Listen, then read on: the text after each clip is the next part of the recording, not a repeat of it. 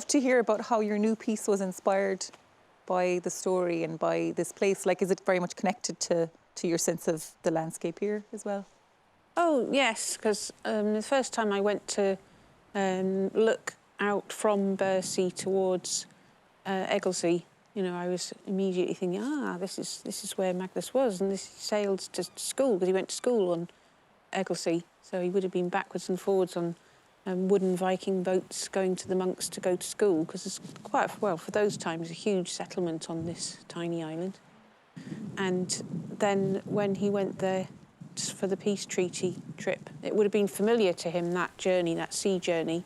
He was going for a different reason. And he's still quite a young man, but I don't know whether you know the story of him becoming a pacifist when he was a teenager. Bizarre thing for a Viking. Yeah. Because he'd been trained as a warrior and was apparently very good. I imagine that's bows and arrows mostly. And they set off for some battle in the Menai Straits. And during this battle, he said that he wasn't going to fight anymore, and he put down his weapons and started praying. And you know, the others all said, "You're mad, you're going to be killed." But he wasn't. So that was the start of people thinking there was something special about him. That he'd apparently been saved in this battles when there was arrows flying all around him. What age did he live to? I actually don't know that. I should know, shouldn't I? Well, he died in 1117. Yeah, I can't remember when he was born. I think he would have been in his 20s. Really? Yeah, it's a slight guess, but yeah, he was quite young when he died. Wow. Yeah. Yeah, that's really sad, actually. Yeah. Except he did bring peace in another way. Yeah.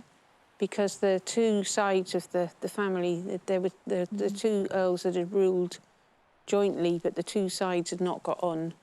After his death, Hakon, the one who was responsible for the death, he went to Magnus's mother and told her what had happened, and expecting there'd be even more trouble, and she said, "No, this is going to be the end of the fighting." She was a very strong woman, apparently Thora. So she was the one that created the piece. I've known Gemma McGregor for a few years, and Nordic Viola commissioned Carry His Relics from Gemma. Gemma's always had a very close connection with the Orkney saga and a real deep interest in St Magnus and his story. And at the time we commissioned the piece, the St Magnus Way had just come into being, the long-distance walk through Orkney, and Gemma decided to write a piece that traced that journey when St Magnus's relics were carried through the islands and the different landscapes, a sense of journeying again through the island and its landscape. And I love the music. The viola part has a very solid processional idea to it, and above that the flute kind of has bird calls, I guess, and lots of atmosphere, this idea of being in the place and the journey that his relics take. When you write chamber music, you might think, oh, surely the less instruments you've got, the simpler it is. So writing a duo may be much easier than writing a sextet. But in fact, if you've got a lot to say in sound and having the different timbres of instruments and different registers that they play in, you've got a lot more choice. So with only two, you've got to work with quite simple forces and try to create colour and drama with just two instruments. But these particular instruments, the flute and viola, suited me quite well because I wanted to imitate birdsong, which of course the flute is perfect for, and I wanted to have a kind of nod towards old string instruments like viols, so the viola could make some quite earthy low sounds as well.